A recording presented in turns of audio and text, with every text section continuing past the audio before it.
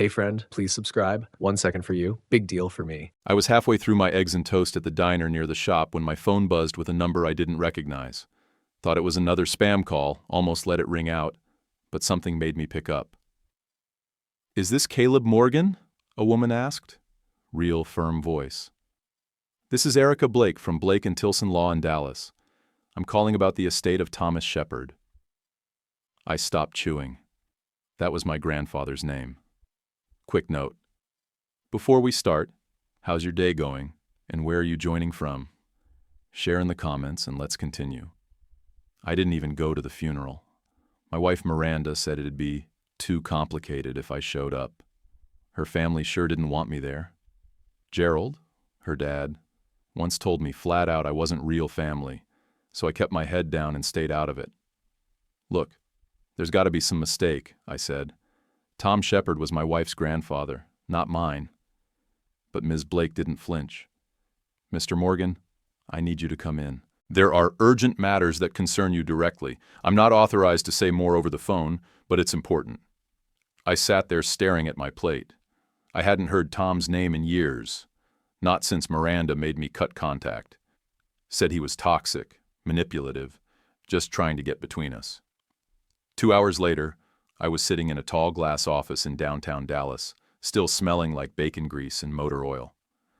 Ms. Blake came in with a thick folder and a look like she didn't take much crap from anybody. She motioned to the chair. "Mr. Morgan, thank you for coming.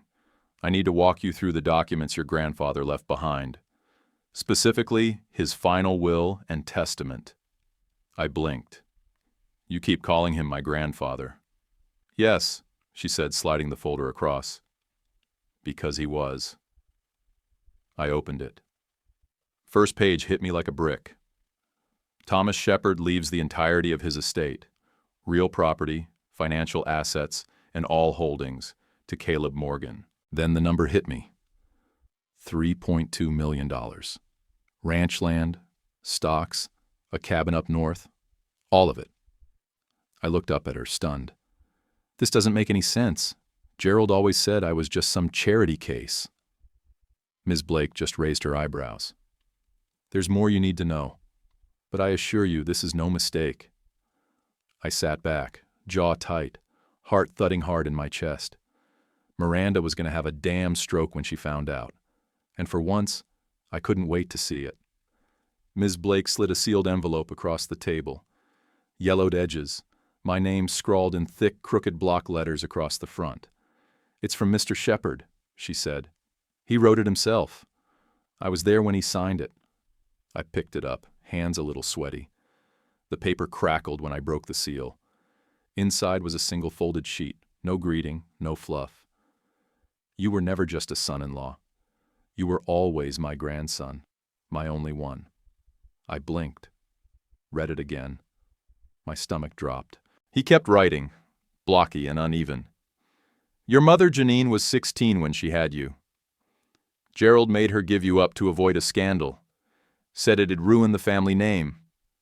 So they handed you off to the state. You went into foster care. I tried to fight it, but he shut me out." I stared at the page like it might change, but the words didn't move. They just sat there, plain and brutal. "I found you again when you were 22. We met at that gas station outside Abilene. I knew it was you the second I saw your eyes. You said your name was Caleb. I knew." I remembered that. A gray-haired guy at the pump who wouldn't stop talking. Said he liked my truck. I thought he was just lonely. "You were doing what you could to survive, fixing engines, sleeping in your truck, doing day work. I was proud of you. I told you who I was that night, but Miranda convinced you to cut contact, said I was manipulating you. I never blamed you for that." I stopped reading and looked up. Ms. Blake sat still, hands folded, letting me sit in it. I turned back to the letter. "They lied to you, all of them, but I saw you. You made something out of nothing. You weren't a burden. You were blood. And you're the only one who never asked me for a damn thing." I felt something crawl up the back of my throat. Not tears, not yet, but heat. That's why I'm giving it all to you. The ranch, the cabin, the investments. You earned it the hard way. I let the letter fall into my lap. My hands were shaking now. He knew everything, I said quietly. And he didn't care about their image. He cared about me. There's one more thing, Ms. Blake said, reaching back into the folder. He asked that the letter be read aloud, in front of the family. I looked up at her. You're kidding. I'm not. He put it in writing. He wanted them to hear it. Every word I could already picture Gerald's face turning red, Mason acting confused, Miranda twisting her mouth into that fake polite look she always used when she was cornered. I folded the letter and put it back in the envelope. You really think they'll sit through it? They'll have no choice, she said. They're expecting to hear about the inheritance. They just don't know they're not getting any. I let out a dry laugh. This is insane. It's justice, she said. Late, maybe, but real. I stood and paced the room, heart racing, hands and fists. All these years I thought I was just some tag-along, I said. They let me believe I was lucky to be around them, that I didn't belong. Ms. Blake didn't say anything. I looked at her. They're going to hate me after this. They already do, she said. Now you just have the truth on your side. I slid the envelope into my back pocket. I'll read it, I said. Every word. And when it was done, they'd never be able to lie again. Ms. Blake didn't waste a second. While I was still holding the envelope like it might catch fire, she opened another folder. This one was thicker, labeled with my name. Your grandfather didn't just leave you the estate, she said. He left a full account of your life. He hired a private investigator. Several, actually, over the years. I sat back down hard. You're serious. She turned the file toward me. Photos slid out first. Me on a roof in Midland, sunburned, hauling shingles. Me working nights at a truck stop in Amarillo, wiping down counters. A shot of me welding an old Ford frame in someone's backyard. These are from when I was, 23? 24?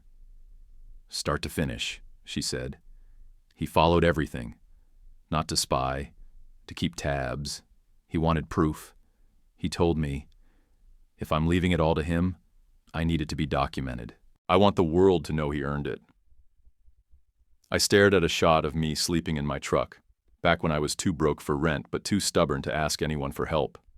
There were receipts, job histories, even copies of medical records. He knew I'd busted my shoulder in a roofing fall and still kept working. He knew I'd fixed a dozen trucks just to keep one running. And he saw all of it, never said a word. Ms. Blake flipped to the next section. This part's about them. I didn't need to ask who she meant. Gerald refinanced his mortgage 3 years ago to buy a lake house near Austin, she said. He told everyone he was preparing for retirement. In reality, he was betting on the estate payout. She slid a printout across the table, photos of the property, the loan paperwork, and a recent appraiser's note that it was still under heavy debt. Then came Miranda's brother, Mason. There he was, grinning beside a Tesla in some dealership's social media post. Another photo showed him outside a so-called crypto startup in Frisco. Sleek glass building, fake company. He's been pulling from family funds to support a failing crypto coin, she said. Your wife helped him set it up. She was on the LLC. Jesus Christ, I muttered. They really thought they were getting a payday. They were, she said, until Tom changed his mind 2 years ago. She pulled out a legal amendment. Date stamped, witnessed, notarized.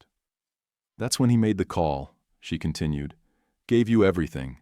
No split, no compromise. He kept it secret. Told them what they wanted to hear. That they'd all be taken care of. I laughed once, cold and sharp. He let them spend it before they had it. Exactly, he didn't just cut them out. He set the trap. I flipped through more pages. Photos of Miranda at some boutique trying on handbags. Mason standing on a dock holding champagne. Gerald posing by his boat with some smug grin like he owned the lake. They all looked like winners, like nothing could touch them. He told me he wanted to teach them something, Ms. Blake said. About value.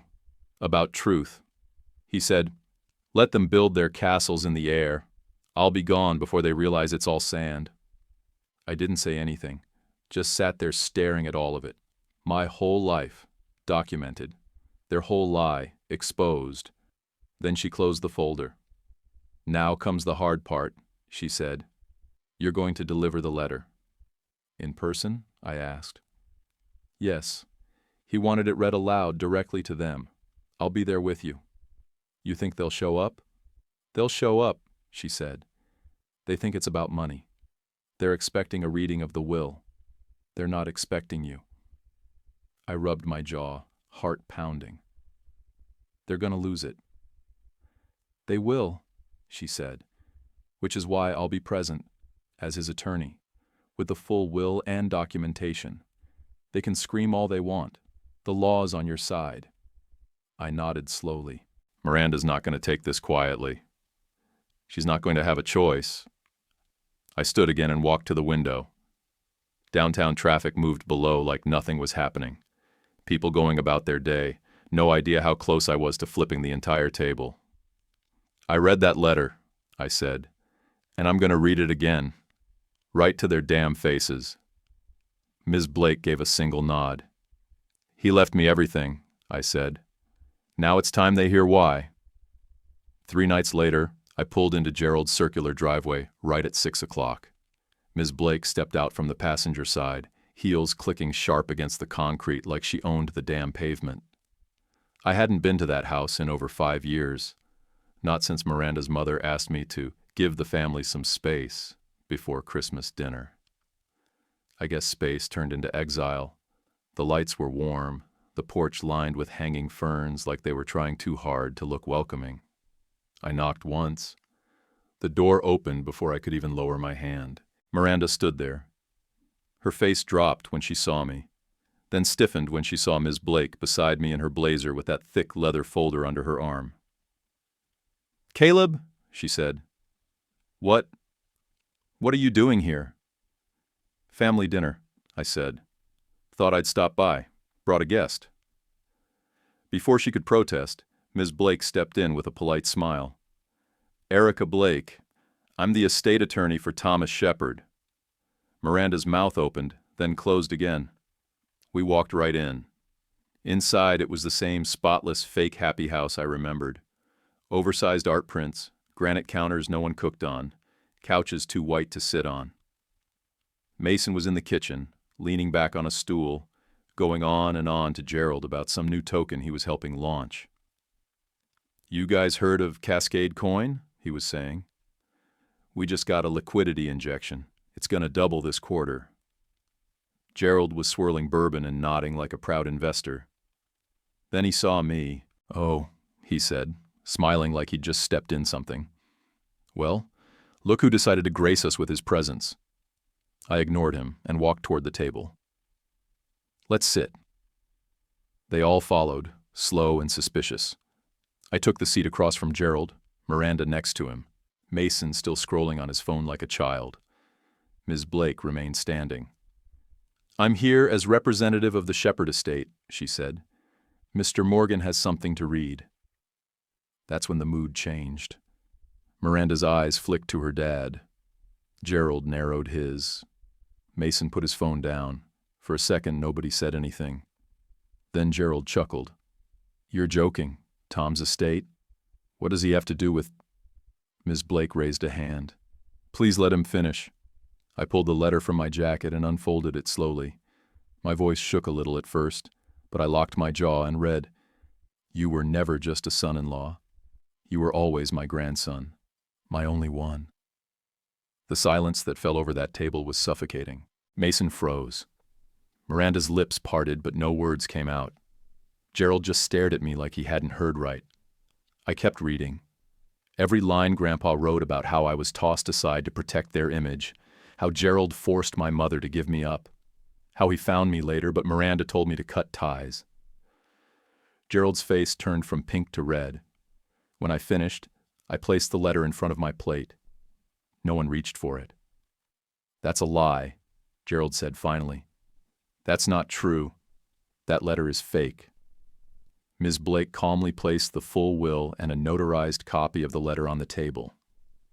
It's been validated, witnessed, and legally filed. If you'd like to challenge its authenticity, we can proceed in court. Miranda looked at me like I'd shot her. You're saying he left you everything? She asked, voice rising. He did. The ranch? Mason asked, suddenly pale. All of it. This is insane, Miranda said. Tom, he didn't even know you. No, I said, but you did. You knew who I was. You let them treat me like some tag-along charity case while you spent his money in advance. I didn't. Yes, you did, I snapped. You made me block him. You said he was dangerous. You knew. Her mother started crying quietly.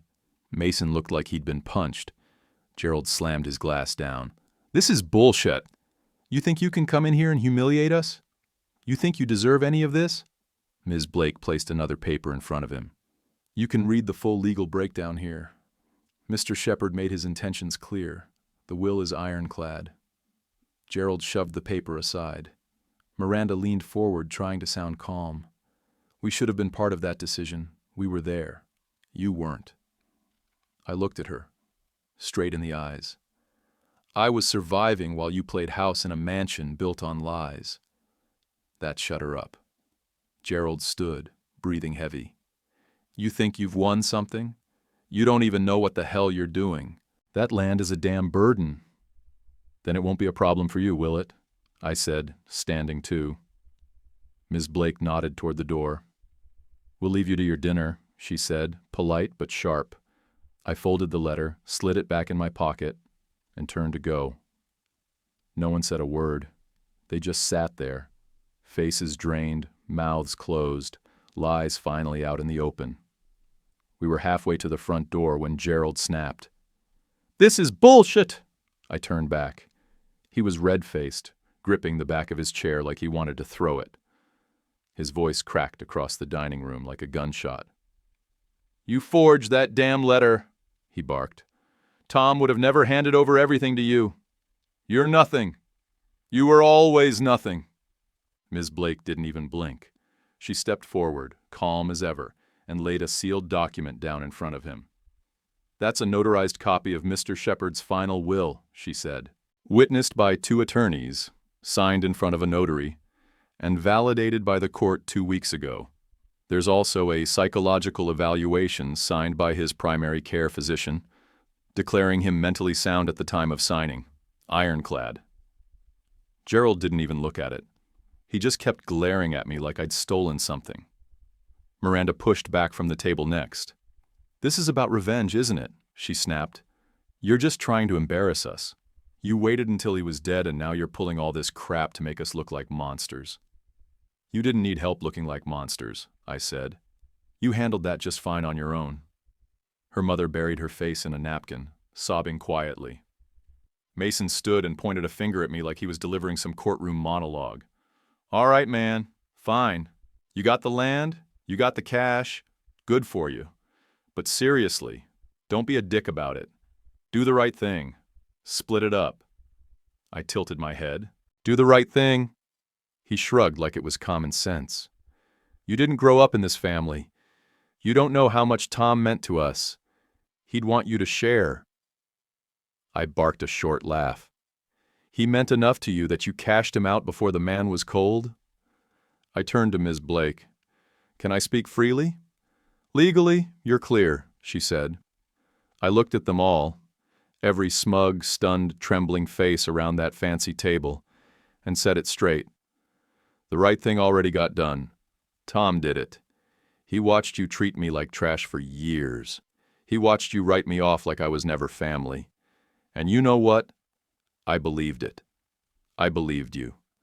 I sat in this house thinking I was lucky to be here, lucky to eat your food, listen to your bullshit stories, watch you pat yourselves on the back like you were something special.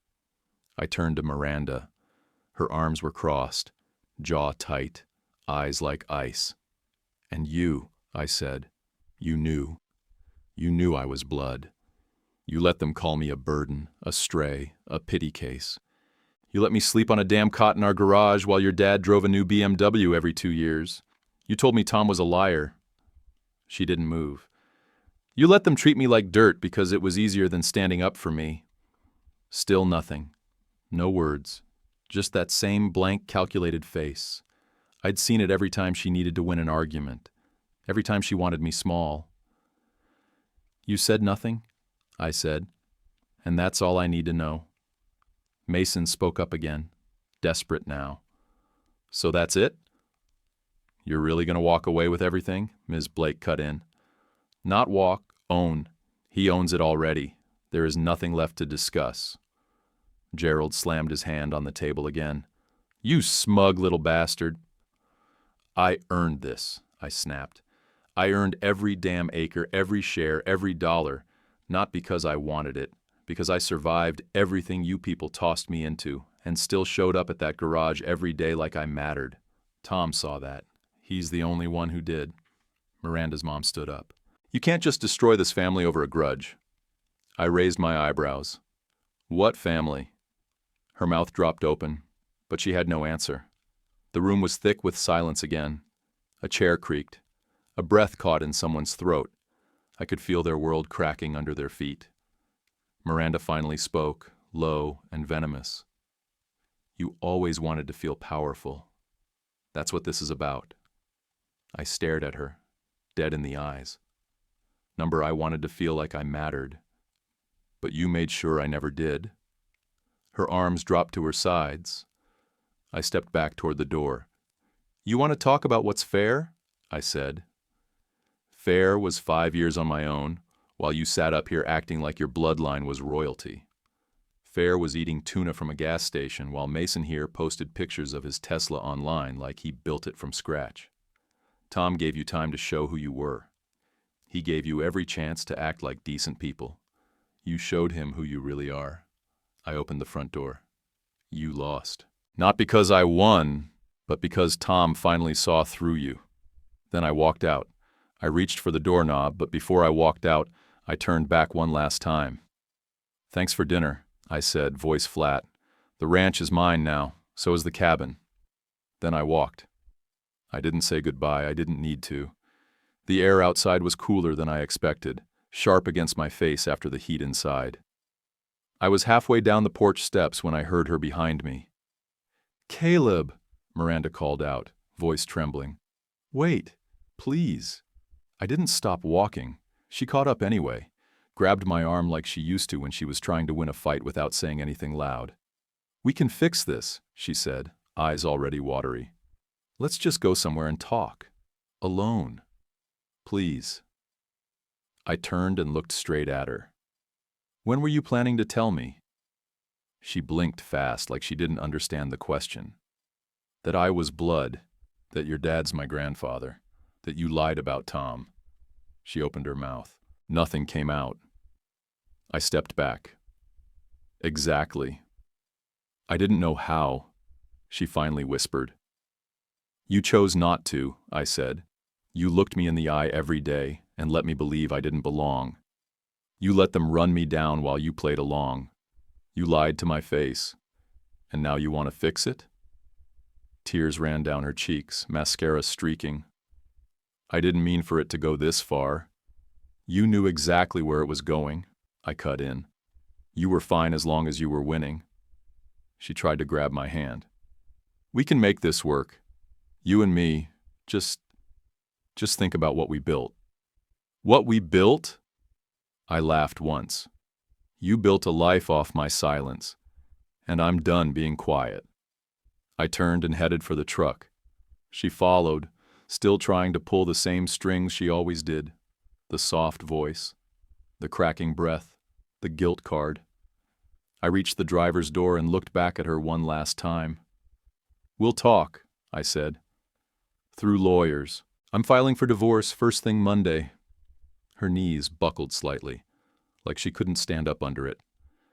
Caleb, no, please, she said, breaking down completely. You can't just walk away. I just did, I said, and I got in the truck and drove. Next morning, I woke up early. Didn't sleep much. My phone buzzed before 7. Bank alert. Account frozen. Of course it was. I sat on the edge of the motel bed and stared at the screen like it owed me an apology. She moved fast. Either had a plan ready or stayed up all night dialing people. Knowing Miranda, probably both.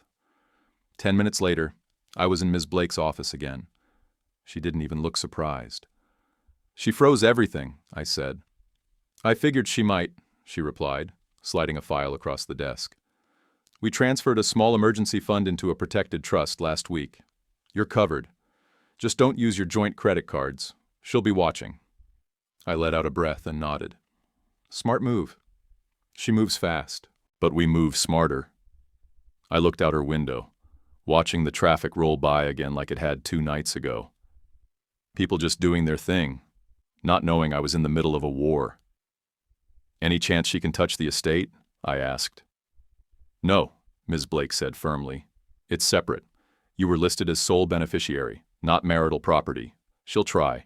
She may even make noise through a lawyer, but she's got no legal ground. She'll still come for it, I said. Then we'll be ready. I sat back and crossed my arms. Everything was changing now. The house, the marriage, the money. But I didn't feel like I'd won anything yet. I just felt like I finally stopped losing. I want her off everything, I said. My name, my accounts, the vehicles, the health insurance. All of it. Strip it down to 0. Ms. Blake nodded. I've already got a firm on standby to handle the divorce. They'll draw it up today. I stood to leave. Thanks, I said. She paused before replying. You okay? I thought about it. Not for long. No, I said, but I'm getting there. I walked out of that office with a cold heart and steady hands. I didn't have a house. Not yet. Didn't even have all the paperwork in order. But I had the truth. I had Tom's letter. And I had a clean break. That was more than I'd ever had before. I didn't even get a full week before the first legal notice hit my inbox. Miranda was contesting the prenup. Said she supported me through the hard times. Claimed she sacrificed her lifestyle so I could chase dreams. That woman must have choked laughing when she wrote it. Support? She'd made damn sure I never got a leg up. Every time I tried to save a little or start something on the side, she cut it down. You're not business material, Caleb. Be realistic. Fixing trucks isn't a plan. It's a hobby. Why do you always want more when we're already struggling? That last one was her favorite. Said it every time I asked to take on extra work or go back to school. I stopped asking after a while. I sent everything straight to Ms. Blake, who looped in the divorce firm. 2 days later, we brought in a forensic accountant. You really want to go that route? She asked. I want the truth on paper, I said. Turned out that was the best move I made. Took less than a week before the accountant came back with a spreadsheet that made my blood boil. Over $42,000 had been funneled from our joint savings into an LLC tied to Mason's crypto company. Not investments, no returns. Straight transfers labeled as family business development. She'd been covering his garbage scheme behind my back for over a year. Said she was budgeting.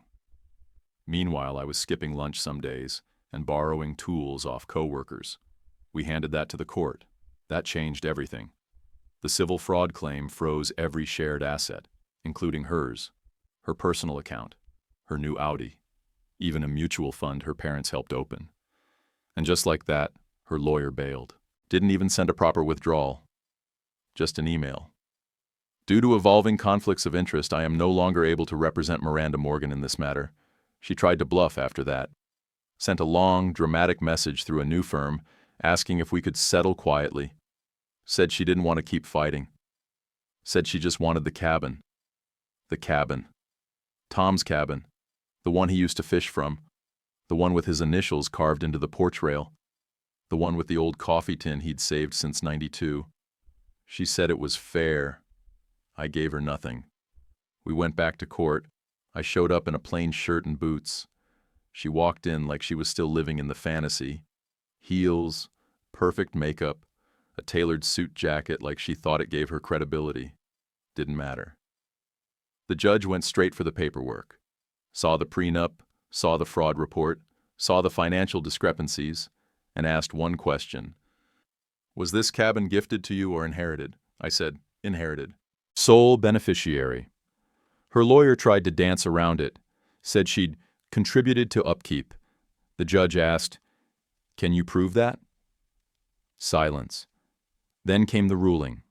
All assets, frozen, pending further investigation into the financial misconduct. Every account under scrutiny, cabin legally mine, ranch mine, trust untouched. Miranda's face didn't move at first. Then she cracked. Right there in the hallway after court. Her lawyer was still shoving papers into his bag, and she grabbed my arm hard. "This isn't you," she hissed. "You're not this cold." I yanked my arm back. "No, I wasn't. You made sure of that. But I learned fast." She leaned in, voice sharp. "You think you're going to come out of this clean? Everyone's going to see who you really are." I smiled. "Good. I hope they do." I walked away, past her lawyer, past the reporters snapping pictures for the legal briefs section of the local news. The war was just getting started, but she'd already lost the first battle. And this time, she knew it. I pulled into the ranch the same day the court finalized the property handoff. No sign, no welcome mat, just a rusted cattle gate and dirt crunching under my tires. The wind pushed dust off the long gravel drive like the place was still breathing. The porch sagged a little on the left side. The roof needed patching. The barn door hung crooked off its track, but it felt like home before I even stepped out of the truck. Inside, everything smelled like old wood and dust. No fake decorations, no polished lies, just worn floors, heavy curtains, and a silence that wrapped around me like a damn blanket. It was the first place I'd walked into in years that didn't make me feel like I had to shrink myself. The kitchen still had his coffee tin on the counter, same one he kept next to the stove. I opened it out of habit, still full, still black beans, still his. I didn't unpack. Just sat on the edge of the couch for a while and let it hit me. This was mine. I spent the next 3 weeks cleaning, patching, and fixing everything I could with my own hands. Ripped up, warped boards, hauled in gravel, repaired busted fencing, and poured concrete footers for a new front step. Hired a guy from town to help with the roof and bought tools for the barn. Then I found the shed. It was out past the back pasture, behind some overgrown brush and half-buried scrap. The padlock had rusted shut, but I cracked it open with a crowbar. Inside was a small desk, a stack of plastic bins, and dust so thick it coated my boots after 2 steps. I opened one bin and just froze. Photos, hundreds of them. Me on a bike at age 7, scraped knee and all. Me playing pickup ball at 13, eyes locked on the hoop. One from my high school graduation I didn't even remember posing for. Everyone had a label written in black Sharpie on the back. My boy. There were notebooks too. Spiral bound, half filled, most in block letters. Some were short, just notes. He called me today. Sounded tired. Said work was slow. Others were longer. Pages of thoughts, regret, pride, hope. I sat down on an old stool in that shed and read for hours. That night I couldn't sleep. The next morning I walked out to the barn and looked at the empty space. "All right, old man," I muttered. "Let's build something." I turned the barn into a restoration garage, hauled in old tool benches, put up steel shelves, bought a lift and a welder. Tom had left behind enough to fund it, but I wanted to make it more than a hobby shop. So I started hiring. First kid was named Tanner, 17, smart, jittery, quiet. His mom waited tables at the diner in town. Dad skipped out 2 years back. Tanner had no real plans, just liked engines and didn't talk much. I showed him how to change a carb, then how to weld a seam. He picked it up fast. Next came Marcus, then Evan. Then a girl named Katie, who could rebuild a starter blindfolded but failed her GED twice because she didn't have a stable place to study. I gave them work, real work, paid under my LLC, part-time during the week. No handouts, no lectures, just respect and grease. Year 1, I helped 3 of them finish their GEDs. I started a small trust fund under Tom's name, the Shepherd Foundation, and had Ms. Blake file the paperwork herself. Quiet and local. Just enough to get a few kids into trade programs, maybe set up tools for the ones who stuck with it.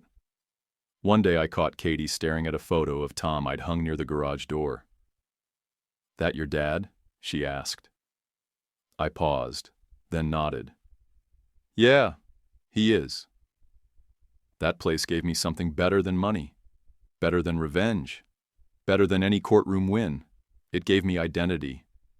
Not because of the land or the house or the title on some paper, but because it was built by someone who believed in me long before I believed in myself. And now I had the tools to pass that on. The calls stopped. The noise died down. And one by one, the walls around their perfect little world cracked. Gerald's lake house was the first to go. Foreclosed. I saw it in a quiet little legal notice on page 6 of the county paper. Apparently, he'd borrowed against the property expecting a big payout from the estate. Put up everything for collateral. Except there was no payout. Just me, holding the deed to everything he thought was his. I didn't laugh when I saw it. I didn't gloat. I just circled the notice in red ink and pinned it to the garage corkboard next to a photo of Katie welding her first truck frame. Mason was next. His Tesla vanished from his driveway like it had never existed. Repo crew showed up one morning, polite but quick. Mason posted some long-winded goodbye to luxury rant online, blamed the market crash for everything, said he was going to restructure. There was no market, no structure, just a pile of debt and a string of angry investors threatening lawsuits. Crypto wasn't the only thing that collapsed. His whole image went with it. Miranda? She crawled back home. After the accounts froze and the lawyers gave up, she tried to cling to what was left, but her parents were broke. Her friends drifted. Turns out, loyalty's a rare thing when your dinner parties dry up. She reached out eventually, sent a letter, then 2.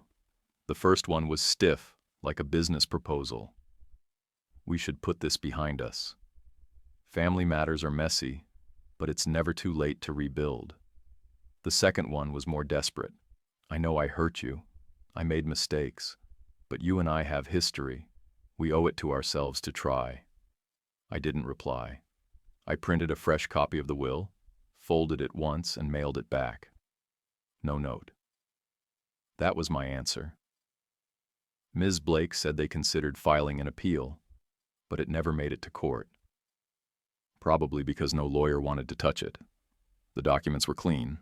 Grandpa's mental state had been confirmed by 2 professionals. The paper trail was airtight. The most they could do was sit in the wreckage and wait for someone to pretend to care. Last I heard, Gerald was drinking again. Quietly, but heavy. He used to scoff at the guys in town who couldn't hold their life together. Now he was one of them, gray, bloated, and bitter, yelling at the TV in the afternoons. I got that news from a cashier at the feed store. Said he comes in sometimes for dog food and cheap bourbon. "He looks like hell," she said. I nodded. "He always did. You just didn't see it." Mason tried to start a new crypto pitch on YouTube last I checked. Different name, same scam. Fewer views this time. No car in the background. No poolside shots. Just a sad little man talking into a mic like anyone still cared. Miranda stopped writing. After that second letter, nothing else came. I heard she tried getting a job at a local interior design place but couldn't pass the credit check. She still wears the ring, not because of love, but because it's the last thing she has that looks like status. I saw her once in town, just a flash of her through a cafe window. She looked smaller, not skinnier, just dimmer, like the switch that kept her glowing in all the right rooms finally shut off. She didn't see me, and I didn't stop. I wasn't angry anymore. That part passed. What I felt now was something else. Not pity, not revenge, just a deep, grounded peace knowing they had to live in the world they built, without Tom, without lies, and without me. The garage stayed busy. The trust kept growing. I was building more than engines now. I was building futures. And as for them, the world moved on. They just got left behind. A year later, I sat on the porch with a cup of black coffee, the kind that burns your throat and wakes you up whether you want it to or not. The sun was creeping up over the fields Grandpa used to mow by hand. Same land, same breeze, just louder now with life. The ranch wasn't quiet anymore. 3 kids were already up working the stables: Evan, Katie, and a new one, Leo. 17, fresh out of juvie, trying like hell to keep himself steady. He'd been here 2 months and hadn't missed a single shift. The garage was booked through the next season. Word got around that we didn't half-ass our work, and we didn't waste time pretending we were something we weren't. Folks respected that. I still visited the cabin every week. Kept it the way he left it. Boots still by the door, coffee tin full, mugs clean and waiting.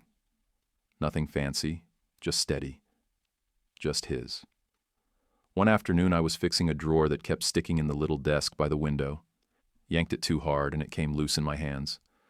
Tucked behind the bottom panel was an envelope, thick and yellowed, same blocky handwriting across the front. For when you find peace. My throat went dry. I sat on the floor and opened it slow. Inside was one line. Son, they'll try to bury you. But they forgot you're a seed. Grow. That was it. Just that. But it hit harder than anything I'd read in my life. I wasn't a nobody. I wasn't some charity case tagging along behind better people. I was blood. I was his. He'd known who I was when no one else cared. And he didn't just give me a second chance. He handed me back my damn name. Now I tell the kids at the shop the same thing. Doesn't matter where you started. Doesn't matter who left you behind or told you to shrink yourself to fit their life. What matters is when you stop pretending you're small. That's the day you start building. Some stories don't end with payback. They don't wrap in a perfect bow.